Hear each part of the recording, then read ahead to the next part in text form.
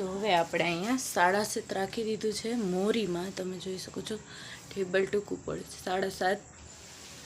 Than અહીંયા 9નો જોરો રાખ્યો છે. 9નો જોરો રાખી આપણે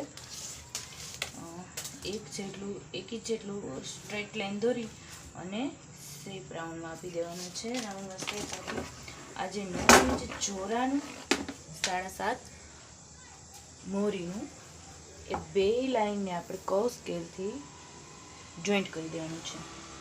એનો એ જ શેપ આપી દેવાનો છે અને સ્ટ્રેટ દોરી દેવાનું છે. હવે આપણે બેલ્ટની લંબાઈ આપણે રાખી છે 9.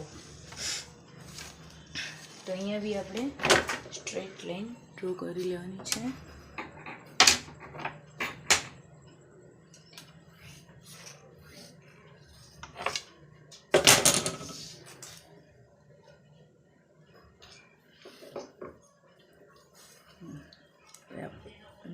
ઇંચનું કોનું છે બેલ્ટની લંબાઈ. સ્ટ્રેટ લાઈન દોરી લઈશું. અહીંયાથી બી આપણે જોઈન્ટ આવશે, બે પોઈન્ટને જોઈન્ટ કરી દઈશું. હવે આપણો બેલ્ટ હતો 37, અહીંયા સાંધા આવશે 37 પ્લસ 5 હું કરીશ 42. 21 દુણે 42.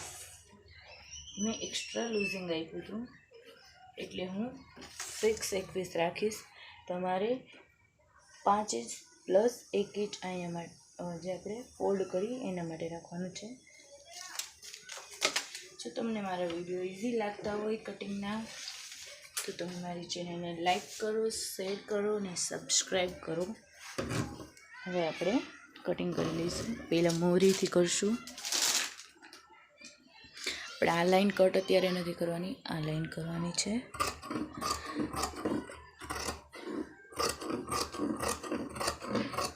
સલવારનું કટિંગ બહુ ઇઝી છે, બહુ. જો તમને કંઈ બી ડાઉટ હોય તો મને કમેન્ટ કરી શકો છો, હું તમને સોલ્વ કરી દઈશ. તમે કંઈ પણ બીજું શીખવા માંગતા હોય તે પણ મને કમેન્ટ બોક્સમાં કહી શકો છો.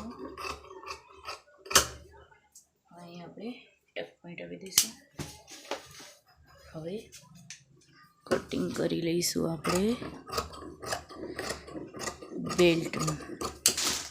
બધું કટિંગ નથી કરવાનું.